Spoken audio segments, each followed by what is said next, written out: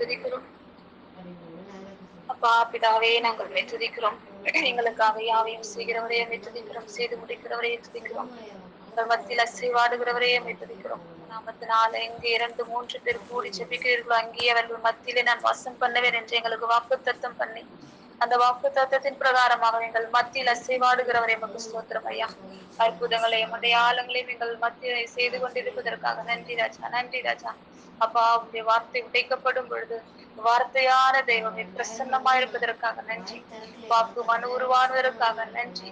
வார்த்தையானவர் அப்பா வல்லமையாய் செயல்பட்டு கொண்டிருப்பதற்காக நன்றி டாடி, நன்றி டாடி. அப்பா இந்த ஜெபம் தொடங்கின நேரம் முதல் இந்த நொடி பொழுது வரைக்கும் மகிமையான பிரசனை எங்கள் மத்தியில் இருப்பதற்காக நன்றி. தாய் கண்ணி மரியாள் எல்லா வானத்துதர்கள், காவல் சம்பந்தர்கள், மறைசாட்சிகள், வேத சாட்சிகள், மிக்கேல் துதர், ரபேல் துதர், கபிரேல் துதர் எங்களுக்காக பாளையம் இறங்குவதற்காக நன்றி, எங்களுக்காக போராடுவதற்காக நன்றி. உடைய கல்வாரி பரிசுத்த ரத்தத்தின் அபிஷேகம், உடைய வார்த்தையின் அபிஷேகம், உடைய தூய ஆவியனுடைய அக்கினி அபிஷேகம் எங்கள் மத்தியில் இருப்பதற்காக நன்றி ராஜா. ஓரி கபர சந்தடரவோ ரோஷிதரபராதராதையந்தரவோ ஓரி விரி விரி கரபர சந்தடரவோ தொடரோ திரும்பி நன்றி டாடி, நன்றி டாடி.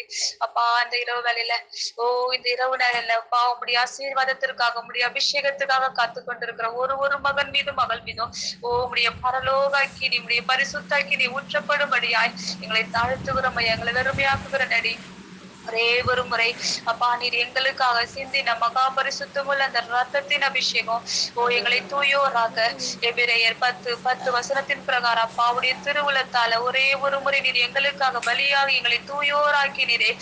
அப்பா எங்களை தூயோராக்க நீர் சிந்தின அந்த பரிசுத்த ரத்தத்தின் அபிஷேகம் அப்பா எபிரேயர் 10-14 வசனத்தின் பிரகாரம் தூயோராக்கினே எங்களை நிறைவுள்ளவர்களாகவும் நீர் மாற்றினீரே. அந்த ரத்தத்தின் வல்லமினால எங்களை நிறைவுள்ளவர்களாகவும் நீர் மாற்றிருக்கிறீரா. அந்த ரத்தத்தின் அபிஷேகம் இந்த இரவு வேலையில அப்பா இந்த கடைசி நிமிடங்களில இந்த ரத்தத்தின் அபிஷேகம் எங்கள் ஒவ்வொரு மீது ஊற்றப்படுவதாக நாங்க இருக்கிற இடத்துல உடைய கல்வாரி பரிசுத்த ரத்தத்தின் வல்லமை பாவங்களை போக்கும், பாவங்களை போக்கும், நோய்களை சுகமாக்கும், விடுதலை தருகிற உடைய பரிசுத்த ரத்தத்தின் வல்லமை ஊற்றப்படுவதாக நாங்க இருக்கிற இடத்துல நாங்க இருக்கிற அறையில ஒரு ஷதரபாக்காரோ சொந்தொடரோதி கபாக்கா தடரபாரா திருப்பி டிப்பி டிப்பி டிப்பி டிப்பி டிப்பி டிப்பி டிப்பி நிரப்புங்கப்பா. உம்முடைய மகிமையினால நிரப்புங்க, உங்க பிரசனத்தினால நிரப்புங்க, எல்லா தடைகளையும் நிர்மூலமாக்குங்க ஐயா. இம்மட்டுமா இப்படி வார்த்தையின் வல்லமை வெளிப்படுத்தி கொண்டிருப்பதற்காக நன்றி.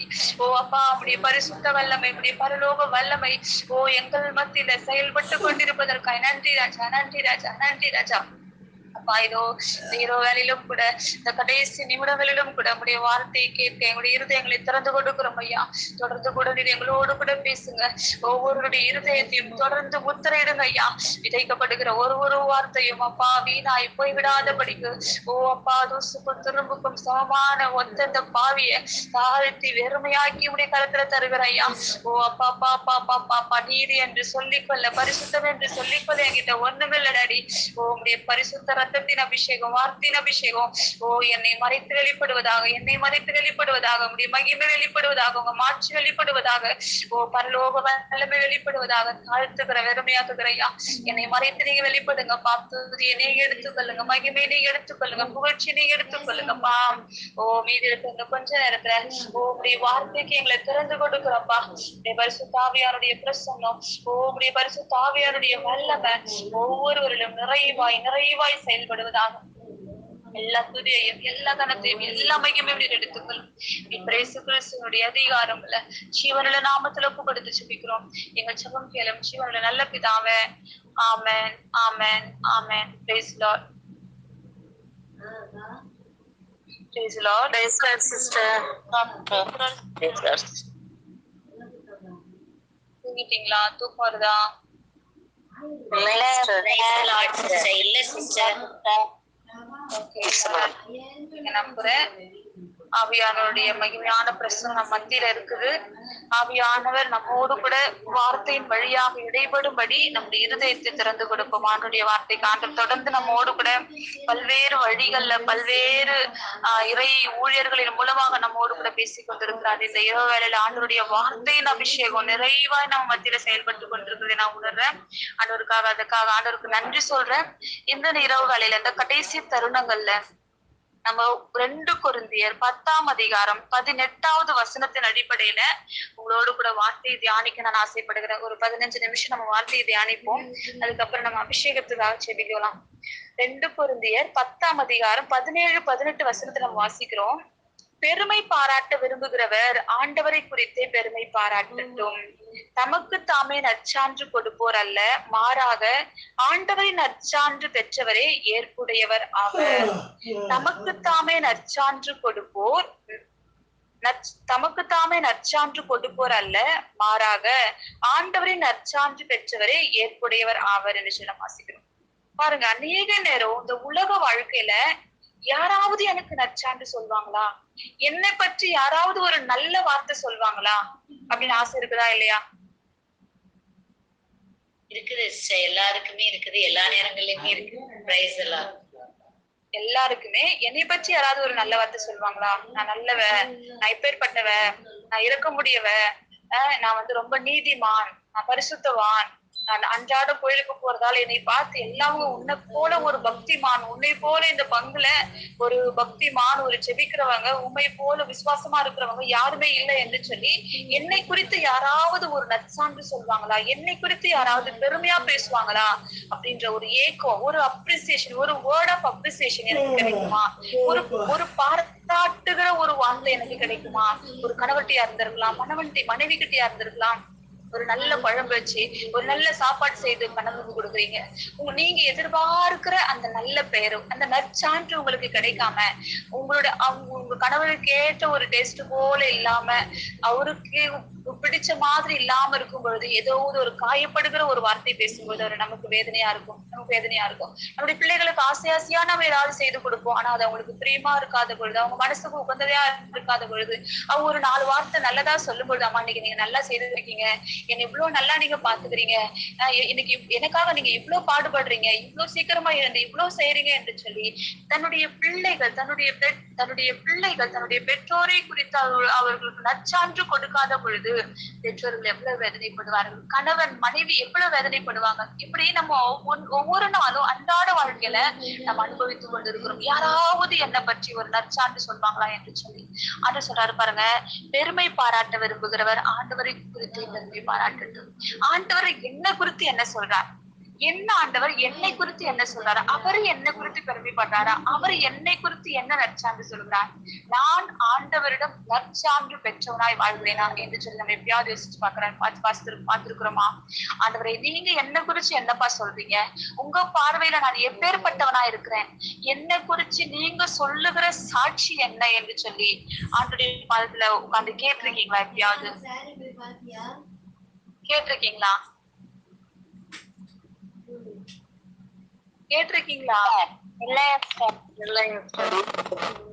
இல்ல. அப்ப ஆண்டவருடைய பாதத்துல அமர்ந்து, ஆண்டவரே அப்பா, என்னை குறிச்சு நீங்க சொல்ற சாட்சி என்னப்பா? என்னை குறித்து நீங்க சொல்லுகிற நற்சான்று என்னப்பா என்று சொல்லி நம்ம ஆண்டவருடைய பிரசனத்துல அமர்ந்து ஆண்டவர்கிட்ட கேட்கணும். என்னை குறித்து ஆண்டவர் என்ன சொல்றாரோ அதுதான் உண்மை. உலகம் என்னை குறித்து 1000 பொய் சொல்லலாம், 1000 உண்மைகள் சொல்லலாம். என்னை திருப்திப்படுத்துவதற்காக, என்னை பிளீஸ் பண்றதற்காக, என்னுடைய நல்ல பேரை எடுக்க வேண்டும் என்பதற்காக, என்னுடைய பார்வையில தயை கிடைக்க வேண்டும் என்பதற்காக என்னை குறித்து அவர்கள் 1000 பொய்களை உண்மையாக அவங்க சொல்லலாம். ஆனா என்னை குறித்து உண்மையாய் சான்று பகர்கிறவர், நான் யார் என்பது எனக்கு சுட்டி காட்டுகிறவர், நான் அவருடைய இருதயத்துக்கு உகந்தவனா இருக்கிறேனா என்று சொல்லி எனக்கு சொல்லி கொடுக்கிறவர் யாருன்னா, உண்மையாகவே என்னை நேசிக்கிற, உண்மையாகவே என்னை விட்டு கொடுக்காமல் எல்லா சூழ்நிலையிலும் நான் இருக்கிறபடியே என்னை ஏற்றுக்கொள்கிற என் ஆண்டவர் மட்டும்தான், என் ஆண்டவராக இயேசு கிறிஸ்து மட்டும்தான் என்னை குறித்து நற்சான்று கொடுக்க வல்லவராயிருக்கிறார். என்னை குறித்து உண்மையாய் அறிந்து கொண்டவர், புரிந்து கொண்டவர், என் உள்ளுணர்வுகளை ஆய்ந்து அறிகிறவர், என் கடந்த கால வாழ்க்கை, நிகழ்கால வாழ்க்கை, எதிர்கால வாழ்க்கை எல்லாவற்றையும், நான் அனுபவிக்கின்ற வேதனை, நான் அனுபவிக்கின்ற பாடுகள், நான் அனுபவிக்கின்ற ஏமாற்றங்கள், நான் அனுபவித்துக் கொண்டிருக்கிற தோல்விகள் எல்லாவற்றையும் ஆய்ந்து அறிந்திருக்கின்ற என்னுடைய பரலோக தகப்பன் என் ஆண்டவர் இயேசுக்கு மட்டும்தான் என்னை குறித்து நற்சான்று சொல்வதற்கு அவரால் மட்டும்தான் முடியும். வாசிக்கிறோம் பாருங்க, வேதத்துல ஒரு தேவ மனிதர்களையும் பார்க்கும் பொழுது ஆண்டவர் அவர்களை குறித்து என்ன சொல்லுகிறாரு, அவங்களுடைய எண்ணம் எல்லாம், ஏக்கம் எல்லாம் ஆண்டவர் என்னை குறித்து என்ன சொல்லுகிறார்? ஆபேலை குறித்து ஆண்டவர் சொல்றாரு பாருங்க. எபிரேயர் புத்தகம் 11ஆம் அதிகாரத்துல, நம்ம எபிரேயர் புத்தகம் 11வது அதிகாரத்துல வாசிக்கும் பொழுது அநேக தேவ மனிதர்களை குறித்து, அநேக புனிதவான்களை குறித்து ஆண்டவர் சொல்லுவார். அவங்களுடைய விசுவாசத்தை குறித்து சொல்லுவார், அவங்களுடைய தெய்வ பயத்தை குறித்து சொல்லுவார். அப்ப ஆபேலை குறித்து ஆண்டவர் என்ன சொல்றாரு பாருங்க. நம்பிக்கையினால் தான் ஆபேல் காயினுடைய பலியை விட மேலான பலியை கடவுளுக்கு செலுத்தினார். அதனால் அவர் நேர்மையானவர் என கடவுளிடமிருந்து நற்சான்று பெற்றார். பாருங்க, ஆபேல் நம்பிக்கையினால பலி செலுத்துறதுனால நேர்மையானவர் என்று சொல்லி ஆண்டவர் சாட்சி கூறுகிறாராம். ஆண்டவர் சாட்சி கூறுகிறாராம். இன்னைக்கு ஆண்டவர் என்னை பார்த்து ஆபேலை போல என் மகன் நேர்மையானவர், என் மகன் நேர்மையானவர் என்று சொல்லி என்ன பார்த்து சொல்வாங்களா? ஆண்டவர் என்னை பார்த்து சொல்வாரா? நீ செய்யற சின்ன சின்ன காரியத்திலையும் கூட நேர்மையோடு செய்யற மகளே, உன்கிட்ட பிடிச்ச காரியம் எனக்கு உன்னுடைய நேர்மை, உன்கிட்ட என்று ரொம்ப பிடிச்ச காரியம், என்ன காரியம் செய்தாலும் அது யாரு பார்த்தாலும் பார்க்கலையாலும், நீ ஒரு ஆசிரியரா இருக்கலாம், நீ குடும்பஸ்திரியா இருக்கலாம், இல்ல நீ ஒரு அலுவலகத்துல வேலை பார்க்கிறவங்களா இருக்கலாம், நீ ஆயிரக்கணக்கான பணத்தை உன்னுடைய கரத்துல வச்சு செலவு செய்யறவங்களா இருக்கலாம், ஒரு பெரிய பதவியில பெரிய உத்தியோகத்துல இருக்கலாம், அநேகருக்கு கடன் கொடுக்கிறவர்களாக இருக்கலாம், அநேகருக்கு நீங்க சம்பளம் கொடுக்கிறவர்களாக இருக்கலாம். அந்த காரியத்துல எல்லாவற்றிலும் உனக்கு நேர்மை இருக்கிறதா? உனக்கு நேர்மை இருக்கிறதா? என்னை பார்த்து என் ஆண்டவர் நான் நேர்மையானவர் என்று சொல்வாரா? யோசிச்சு பாருங்க. ஏனோக்கு பத்தி நம்ம வாசிக்கிறோம். நம்பிக்கையினாலேயே ஏனோக்கு சாவுக்குட்படாதபடி கடவுளால் எடுத்துக் கொள்ளப்பட்டார். கடவுள் அவரை எடுத்துக்கொண்டதால் அவர் காணாமற் போய்விட்டார். அவர் மேலே எடுத்துக் கொள்ளப்படும் முன்பே கடவுளுக்கு உகந்தவர் என்று நற்சான்று பெற்றவரான பாருங்க. ஏனோக்கு வாழ்ந்த காலம் முழுவதும் ஆண்டவரோடு கூட நடந்தார். அதனால்தான் அவர் உயிரோடு எடுத்துக்கொள்ளப்பட்டார். அப்ப வாழ்ற இந்த உலகத்துல வாழ்ந்த நாட்கள் முழுவதும் கடவுளுக்கு உகந்தவர் என்று சொல்லி அவர் சான்று பகர்ந்திருக்கிறார். அப்பா அவரை பார்த்து நீ எனக்கு உகந்தவன் என்று சொல்லி சான்று பகர்ந்திருக்கிறார். அவருக்கு நற்சான்று கொடுத்திருக்கிறார். எனக்கு ஏன்ப்பா என்னை பார்த்து என் மகளே, என் மகனே, என் மகளே, என் மகனே, நீ இந்த உலகத்துல வாழ்ற ஒவ்வொரு நாளும் எனக்கு உகந்த ஒரு வாழ்க்கை வாழ்ற, ஏன் பார்வையில பரிசுத்தமுள்ள ஒரு வாழ்க்கை, நான் விரும்புகிற ஒரு பரிசுத்தமுள்ள ஒரு வாழ்க்கையை நீ வாழ்ற என்று சொல்லி என்னை பார்த்து என் தகப்பன் சொல்வாரா? அடுத்ததாய் நோவாவுடைய வாழ்க்கையை வந்து நம்ம தியானிக்கும் பொழுது தொடக்கநூல் புத்தகம் 6ஆம் அதிகாரத்துல நோவாவை பார்த்து ஆண்டவர் சொல்லுகிறார், தம் காலத்தவருள் நோவா நேர்மையானவராகவும் குற்றமற்றவராகவும் இருந்தார். நோவா கடவுளோடு நடந்தார் என்று சொல்லி நம்ம வாசிக்கிறோம். யாராவது உங்களை பார்த்து சொல்லுவாங்களா, நீங்க குற்றமற்றவங்க, உன்னைய குற்றமற்றவர், நீ நேர்மையாளவர், உன்னை போல இந்த உலகத்துல வேற யாரும் இல்ல, நீ கடவுளோடு கூட நடக்கிறவர் என்று சொல்லி அப்பா உங்களை பார்த்து சொல்வாரா? நோவாவை பார்த்து சொன்னவர் என்னை பார்த்து, இன்னைக்கு என்னை பார்த்து நேர்மையானவர், குற்றம் அல்லவர், நீ என்னோடு கூட நடக்கிற ஒரு மகள் என்று சொல்லி என்னை பார்த்து சொல்வாரா? யோசித்து பாருங்க. ஆபிரகாமை பார்த்து ஆண்டவர் சொன்னார், இதோ நீ கடவுளுக்கு அஞ்சுபவன் என்று சொல்லி நான் இப்போது அறிந்து கொண்டேன் என்று சொல்லி தொடக்கநூல் 22ஆம் அதிகாரம் 12வது வசனத்தை நம்ம வாசிக்கிறோம். ஒரே ஒரு மகனை கூட, ஈசாக்கு என்ற தன்னுடைய ஒரே மகனையும் கூட அப்பாவுக்காக அவர் பலியிட தயங்காத பொழுது, இதோ நீ செய்த இந்த காரியத்திலிருந்து நீ கடவுளுக்கு அஞ்சுபவன் என்று நான் இப்போது அறிந்து கொண்டேன் என்று சொல்லி கடவுளுக்கு பயப்படுகிற ஒரு தெய்வ பயம் உள்ள மனிதன் என்று சொல்லி ஆபிரகாமை குறித்து ஆண்டவர் சாட்சி பகர்கிறார். இன்னைக்கு இந்த தெய்வ பயம் எனக்குள்ள இருக்கிறதா? ஆண்டவர் என்னை பார்க்கிறார் என்ற ஒரு உணர்வு என்னுடைய அந்தரங்க வாழ்க்கையில, என்னுடைய தனிப்பட்ட வாழ்க்கையில நான் என்னென்ன செய்கிறேன் என்பதை யார் பார்க்கிறாங்களோ இல்லையோ, என் ஆண்டவர் என்னை பார்க்கிறார், என் ஆண்டவர் என்னை அறிந்திருக்கிறார், என் ஆண்டவர் என்னுடைய உள் உணர்வுகளையும் கூட அவருக்கு அறிந்திருக்கிறார். என் வாயிலிருந்து வார்த்தை புறப்படும் முன்பதாகவே, என் சிந்தையிலிருந்து ஒரு எண்ணம் எழுவதற்கு முன்பதாகவே அவர் என்னை அறிந்திருக்கிறார் என்ற ஒரு தெய்வ பயம் எனக்குள்ள இருக்கிறதா?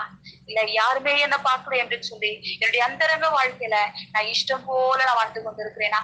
யாருமே என்ன பார்க்கல, நான் இருட்டுல செய்யற பாவம், நான் தனிமையில செய்யற பாவம் யாருக்குமே தெரியாது என்று சொல்லி, யாருமே என்ன பார்க்கல என்று சொல்லி ஏனோ தானோ என்று சொல்லி நான் வாழ்ந்து கொண்டிருக்கிறேனா? அவனுடைய பாதத்துல நம்ம தியானிக்கணும் பிள்ளைகளே. அவனுடைய வார்த்தையின் பிரகாரம் அப்பா என்னை குறித்து சொல்லுகிற சாட்சி என்ன என்று சொல்லி நம்ம தியானிக்க அழைக்கப்பட்டிருக்கிறோம். சாராளை குறித்து நம்ம வாசிக்கிறோம் பாருங்க. வாக்களித்தவர் நம்பிக்கைக்குரியவர் என்று சொல்லி அவர் கருதுகிறார். ஆபிரகாம் வயது முதியவராயும் சாரா கருவுற இயலாதவராய் இருந்த போதிலும் கூட அவர் ஒரு தந்தையாவதற்கான ஆற்றல் பெற்றது எதனாலதான்? நம்பிக்கையினாலதான். அதனால அவங்க வாக்களித்தவர் நம்பிக்கைக்குரியவர் என்று சொல்லி ஆபிரகாம் சாரால கருதுறாங்க. ஒரு கட்டத்துல சாரா சிரித்தாலும் கூட ஆபிரகாமுடைய நம்பிக்கை நிமித்தமாக சாரால் ஆசீர்வதிக்கப்படுகிறார். இன்னைக்கு என்னுடைய நம்பிக்கை நிமித்தமாக என்னுடைய குடும்பம் ஆசீர்வதிக்கப்படுமா? என்னுடைய நம்பிக்கை நிமித்தமாக என்னுடைய பிள்ளைகள் ஆசீர்வதிக்கப்படுவார்களா? யோசித்து பாருங்க. யோசேப்பை குறித்து ஆண்டவர் சொல்லுகிறார். தொடக்க புத்தகம் 49 அதிகாரம் 22வது வசனத்துல, யோசேப்பு கனிதரும் கொடியாவான், நீரூற்று அருகில் மதில் மேல் படரும் கொடி போல கனிதருவான் என்று சொல்லி யோசேப்பை குறித்து நம்ம வாசிக்கிறோம். ஆண்டவர் யோசேப்பும் ஆண்டவருடைய இருதயத்துக்கு உகந்தவனா இருக்கிறான். ஏன்னா பாவம் செய்ய அவன் நினைச்சான். பாவம் செய்வதை விட சாவதே மேல் என்று சொல்லி அந்த போத்திபாருடைய மனைவி தவறான வாழ்க்கைக்கு அழைத்த பொழுதும் கூட தெய்வ பயம் அவரோடு கூட இருந்ததால கண்ணீதரும் கொடி போல ஆண்டோடைய பிரசனத்துல வளர்ந்தான். அதனால்தான் அவர் செய்த காரியத்துல எல்லாவற்றிலும் வெற்றி கிடைத்தது. போத்திபார் யோசேப்பின் நிமித்தமாக ஆசீர்வதிக்கப்பட்டவனாகிறார். போத்திபாருடைய குடும்பமும் யோசேப்பின் நிமித்தமாக ஆசீர்வதிக்கப்பட்ட குடும்பமாக மாறுகிறது. எதற்காக? யோசேப்புடைய பரிசுத்தமுள்ள ஒரு வாழ்க்கை, யோசேப்பிடம் இருந்த அந்த தெய்வ பயம், ஆண்டவர் என்னை பார்க்கிறார் என்ற அந்த தெய்வ பயம், அதை அவரை நீருற்று அருகில மதில் மேல படரும் கொடி போல கனிதருபவராக மாற்றுகிறது. ஆண்டவருடைய இருதயத்துக்கு உகந்தவராய் மாற்றுகிறது. ஆண்டவர் மோசையை குறித்து சொல்றாரு பாருங்க. மோசையோடு கூட முகமுகமாய் பேசின கடவுள், என் அடியான் மோசையோடு நான் எப்படி மற்றவங்களுக்கு எல்லாம் நான் கனவுல பேசுவேன், காட்சியில பேசுவேன். ஆனா என்னுடைய அடியான் மோசையோடு நான் முகமுகமாய் ஒரு நண்பனோடு பேசுவது போல நான் பேசுவேன். ஏனென்றால் என் வீடு முழுவதிலும் அவனே நம்பிக்கைக்குரியவன் என்று சொல்லி எண்ணிக்கை புத்தகம் 12:7 நம்ம வாசிக்கிறோம். எண்ணிக்கை புத்தகம் 12:7 என் வீடு முழுவதிலும் அவனே நம்பிக்கைக்குரியவன். பாருங்க எவ்வளவு பெரிய வார்த்தை ஆண்டவர் உபயோகிக்கிறார் பாருங்க இந்த மோசையை குறித்து. என் வீடு முழுவதிலும் நம்பிக்கைக்குரியவன் இந்த மோசை என்று சொல்லுகிறார். இன்னொரு இடத்துல ஆண்டவர் சொல்லுவாரு, மோசையை போல சாந்தமிகு மனிதன் இந்த உலகத்துல வேறு யாருங்களே என்று சொல்லுவார். மோசையை போல சாந்தமிகு மனிதன் இந்த உலகத்துல யாருங்களே என்று சொல்லுவாரு. ஆண்டவர் நம்ம ஒவ்வொருவரையும் பார்த்து இப்பேற்பட்ட வார்த்தைகளை சொல்லுவாரா? இப்பேற்பட்ட வார்த்தைகளை ஆண்டவர் நம்மை பார்த்து சொல்லுவாரா? உன்னை போல நம்பிக்கைக்குரிய மகன், உன்னை போல நம்பிக்கைக்குரிய ஊழியர் இந்த உலகத்துல வேறு யாரும் இல்ல மகனே மகளே என்று சொல்லி உன் கூட முகமுகமா நான் பேசுவேன் என்று சொல்லி ஆண்டவர் நம்ம ஒவ்வொருவருக்கும் தன்னை வெளிப்படுத்துவாரா? அப்பேற்பட்ட நிலையில நான் இருக்கிறேனா? அப்பேற்பட்ட நம்பிக்கைக்குரிய நிலையில நான் இருக்கிறேனா? ஆண்டோடைய பிரசன்னத்துல அவரை வந்து ஒரு முகமுகமாய் நண்பனுக்குரிய நிலையோடு அவரை தரிசித்துக் கொள்ளக்கூடிய பாக்கியத்தை, அந்த பரிசுத்தத்தை நான் பெற்றிருக்கிறேனா என்று சொல்லி நம்ம தியானிக்க அழைக்கப்பட்டிருக்கிறோம். பிள்ளைங்க, காலேபை குறித்து நம்ம வாசிக்கிறோம். எண்ணிக்கை புத்தகம் 14 அதிகாரம் 24வது வசனத்துல காலேபை குறித்து நமக்கு தெரியும். மோசே காலேபுடைய சில சகோதரர்களையும் அனுப்பி வைக்கிறார். போயிட்டு இஸ்ராயல் மக்கள் அடையவிருக்கிற அந்த கானான் நாட்டை உளவு பார்க்க அனுப்புகிறார். அப்ப எல்லாரும் வந்துட்டு அந்த நாடுகளை பத்தி தவறா சொல்றாங்க. அங்க இருக்கிறவங்க எல்லாம் நம்மை காட்டிலும் வலிமையானவர்களா இருக்கிறாங்க, நம்ம அங்க போனோம்னா நம்மளால அங்க வாழ முடியாது என்று சொல்லி தவறான ஒரு கருத்தை, ஒரு நம்பிக்கையற்ற அவிவிசுவாச வார்த்தைகளை பேசுகிறார்கள். ஆனால் காலேபு சொல்றான், அவன் வேறுபட்ட மனநிலை கொண்டு என்னை முழுமையாக பின்பற்றினான். ஆகவே அவன் சென்று வந்த நாட்டுக்குள் அவனை கொண்டு வருவேன், அவன் தலைமுறையினர் அதனை உடமையாக்கிக் கொள்வர் என்று சொல்லி எண்ணிக்கை புத்தகம் 14 அதிகாரம் 24வது வசனத்துல காலேபை குறித்து, அவருடைய நம்பிக்கை குறித்து, அவன் வேறுபட்ட மனநிலை கொண்டு என்னை முழுமையாக பின்பற்றினான் என்று குறித்து ஆண்டவர் பெருமையாக காலேபை பற்றி பேசுகிறார். இன்னைக்கு என்னுடைய மனநிலை எப்படி இருக்கிறது? நான் வேறுபட்ட மனநிலை கொண்டனாக இருக்கிறேனா?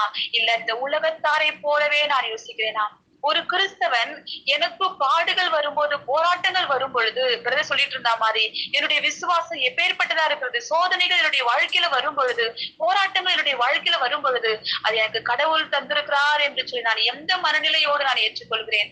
அதை என்னுடைய பரிசுத்தத்திற்காக நான் பயன்படுத்துகிறேனா?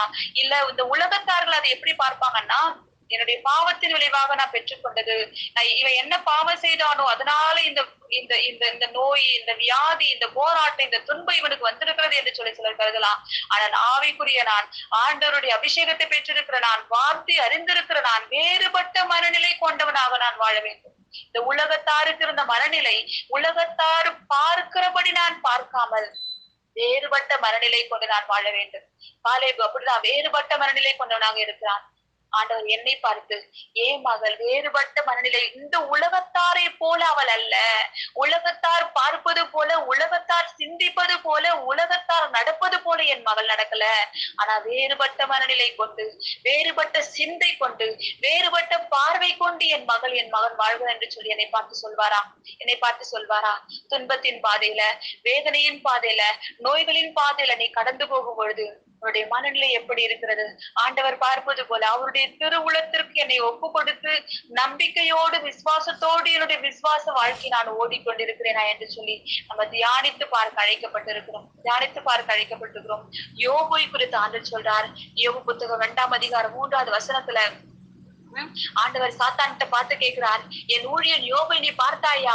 அவனை போல மாசற்றவனும் நேர்மையானவனும் கடவுளுக்கு அஞ்சி தீயதை விலக்கி நடப்பவனும் மண்ணுலகில் ஒருவனும் இல்லை. பாருங்க எப்பேற்பட்ட ஒரு சாட்சியை, ஒரு நற்சான்றை ஆண்டவர் யோபுக்கு கொடுக்கிறார் பாருங்க. மாசற்றவன்னா என்ன? மாசற்றவன்னா என்ன? தூங்கிட்டீங்களா?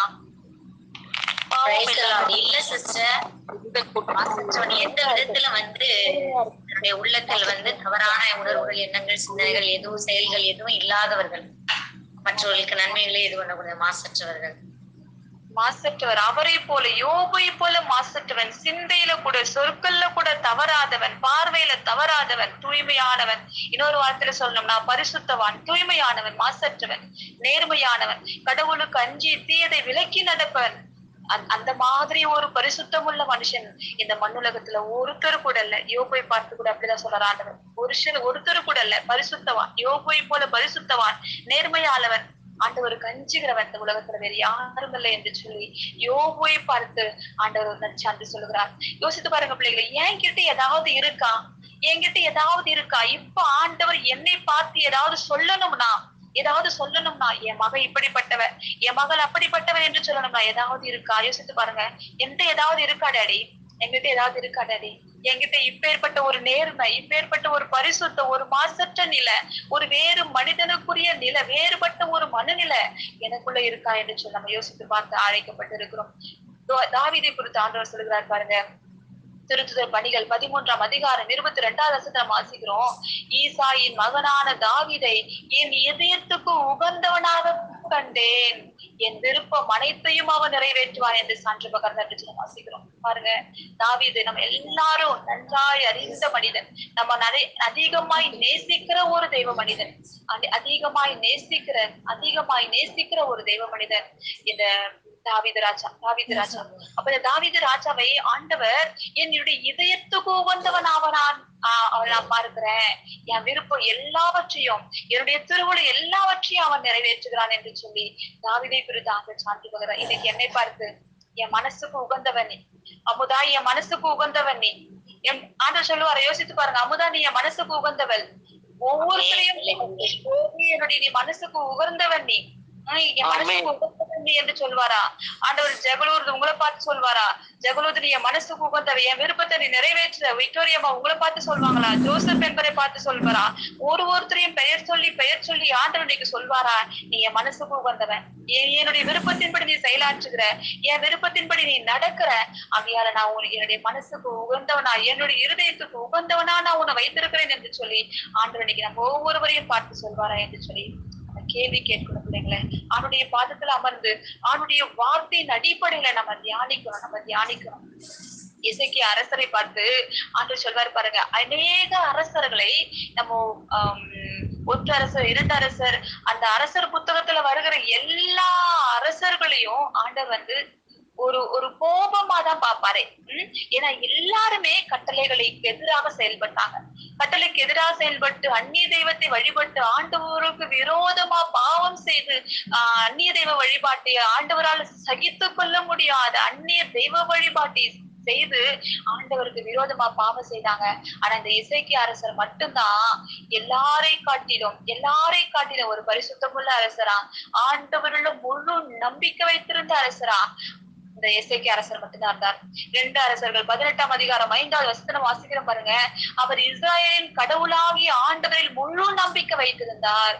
அவருக்கு பின்னோ அவருக்கு முன்னோ இருந்த யூதாவின் அரசர் அனைவரிலும் அவரை போல் வேறு எவரும் இருந்ததில்லை. பாருங்க, அவருக்கு முன்னாடியோ அவருக்கு பின்னாடியோ வேறு அரசர்கள் யாருமே அவரை போல ஆண்டவர்ல முழு நம்பிக்கை உடையவர்களாக இஸ்ராயல் மக்களை ஆண்டவருக்கு உகந்த பாதையில நடத்துவர்களாக வேறு யாருமே இல்லையா? ஏன்னா அவர் ஆண்டவர் மீது பற்று கொண்டு அவரிடமிருந்து விலகாமல் ஆண்டவர் மோசேக்கு இட்ட கட்டளைகளை பின்பற்றினார்.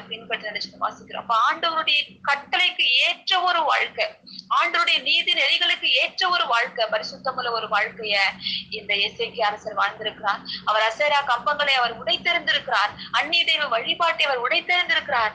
இஸ்ராயல் மக்கள் ஆண்டவர் கொடுத்த திரு சட்டத்தின்படி கட்டளைகளின்படி வாழ அவர்களை வழிநடத்தியிருக்கிறார்.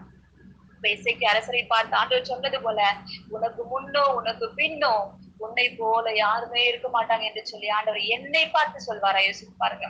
அன்னை மரியாளை பார்த்து புதிய ஏற்பாட்டுல வரும் பொழுது அன்னை மரியாளை பார்த்து கடவுளின் அருளை கண்டடைந்துள்ளீர் என்று சொல்லி வாழ்த்துகிறார். அன்னை மரியாளை வாழ்த்துகிறார். இன்னைக்கு ஆண்டவர் என்னை பார்த்து, ஏன் மகனே, நீ ஆண்டவருடைய அருளை, அப்பாவுடைய அருளை நீ கண்டடைந்துள்ளார், ஆண்டவருடைய பார்வையில் நீ தயை பெற்றிருக்கிறாய் என்று சொல்லி என்னை பார்த்து ஆண்டவர் சொல்வாரா? இன்னொரு மரியாதை நம்ம வாசிக்கிறோம். லூக்கா நற்செய்தி 10ஆம் அதிகாரத்துல நம்மளுடைய லாசருடைய சகோதரிகள் என்பவரை மார்த்தா மரியாதை குறித்து நம்ம வாசிக்கிறோம். ஆண்டு சொல்றாரு, தேவையானது ஒன்றே, மரியாவோ நல்ல பங்கை தேர்ந்தெடுத்துக் கொண்டால் அது அவரிடமிருந்து எடுக்கப்படாது என்று சொல்லி மரியாதை குறித்து சான்று பகர்கிறார். இன்னைக்கு நான் மரியாவை போல நல்ல பங்காகி இயேசுவை தேர்ந்தெடுத்திருக்கிறேனா? நல்ல பங்காக இயேசுவையினுடைய வாழ்க்கையை தேர்ந்தெடுத்திருக்கிறேன். நான் எதை நான் தேர்ந்தெடுத்திருக்கிறேன்? மார்த்தாவை போல இந்த உலகத்திற்குரிய காரியங்களை ஈடுபட்டு எப்படி பணம் சேர்ப்பது, எப்படி பிள்ளைகளை படிக்க வைப்பது, எப்படி வீடு கட்டுவது, எப்படி சொத்து சேர்ப்பது, எப்படி நல்ல பெயரை வாங்குவது என்று சொல்லி இந்த உலகத்திற்குரிய சொத்தை நான் தேடிக்கொண்டிருக்கிறேனா? இல்லது அழியாத சொத்தாகிய என் ஆத்தும நேசராகிய என் ஆத்தும மனவாளராகிய இந்த இயேசுவை நல்ல பங்கை என்னிடமிருந்து எடுபடாத, யாராலும் என்னிடமிருந்து எடுக்கப்படாத இந்த இயேசுவை நான் தேடுகிறேனா? ஆண்டவர் என்னை பார்த்து, என் மகளே, நல்ல பங்காகி என்னை நீ தேர்ந்தெடுத்துக் கொண்டாய், அவை உன்னுடைய வாழ்க்கையில எதுவுமே குறைபடாது என்று சொல்லி அந்த சொல்லுவாரா? எத்தனை பேரு நல்ல பங்காகிய இயேசுவை என்னுடைய வாழ்க்கையை நான் தேர்ந்தெடுப்பேன் என்று சொல்ல முடியும்? நல்ல பங்காகி இயேசுவை நான் என்னுடைய வாழ்க்கையில தேர்ந்தெடுத்திருக்கிறேன், அவர் எனக்கு போதும் என்று சொல்லுகிறார்கள். எத்தனை பேர் இந்த கூட்டத்துல இருக்கிறீங்க? நல்ல பங்கா தேர்ந்தெடுக்கிறேன், போதும். நல்ல பங்காக இயேசுவை நான் என் வாழ்க்கையை தேர்ந்தெடுத்திருக்கிறேன். ஆமென். அல்லேலூயா. ஆமென், ஆமென். நல்ல பங்காகி இயேசுவை நான் தேர்ந்தெடுத்திருக்கிறேனா? ஆண்டவர் என்னை பார்த்து சொல்வார், இந்த நல்ல பங்காகிய நான் உன்னிடமிருந்து எடுக்கப்பட மாட்டாது. இயேசுவையினுடைய வாழ்க்கையில நல்ல பங்கா நான் தேர்ந்தெடுத்துக் கொண்டேனா என்னுடைய வாழ்க்கையில எதுவுமே குறைவிடாது. பிள்ளைகளை எதுவுமே குறைவிடாது. நத்தனியாலை குறித்து நம்ம வாசிக்கிறோம். யோவான் நற்செய்தி 1ஆம் அதிகாரம் 47வது வசனத்துல நத்தனியாலை கண்டு ஆண்டவர் சொல்றார், இவர் உண்மையான இஸ்ரவேலர், கபடற்றவர் என்று சொல்லி அவரை சாந்தி பகர்கிறார். இன்னைக்கு என்ன பார்த்து, நீ உண்மையான இஸ்ராயேல், உண்மையா வாழ்கிற, உத்தமத்தோடு வாழ்கிற உண்மையுள்ள கிறிஸ்தவர் என்று சொல்லி ஆண்டவர் என்னை பார்த்து சொல்வாரா? நீ கள்ள கபடற்றவள். உன்னுடைய இருதயத்துல பரிசுத்தம், உன்னுடைய இருதயத்துல அங்கு களவு இல்ல, களவு இல்ல, அந்த இருதயத்துல ஒரு வெறுப்பு இல்ல, வரட்டு கௌரவம் இல்ல, வைராக்கியம் இல்ல, மன்னிப்பின்மை இல்ல, இந்த உள்ளத்துல இந்த இருதயத்துல ஒரு பொறாமை உணர்வு இல்ல, இந்த இருதயத்துல இந்த உலகத்திற்குரிய கொள்கைகளும் கோட்பாடுகளும் உன்னுடைய கொள்கைகளாகவும் கோட்பாடுகளாகவும் மாறல. இது ஒரு பிரித்தெடுக்கப்பட்ட இதயமா? இது ஒரு அபிஷேகப்படுத்தப்பட்ட இருதயமா? இது உண்மையாகவே என்னை தேடுகிற ஒரு கள்ளம் கபடற்றமா இருதயமாக இருக்கிறது என்று சொல்லி ஆண்டவர் எத்தனை பேருடைய இருதயத்தை பார்த்து சொல்ல முடியுமா?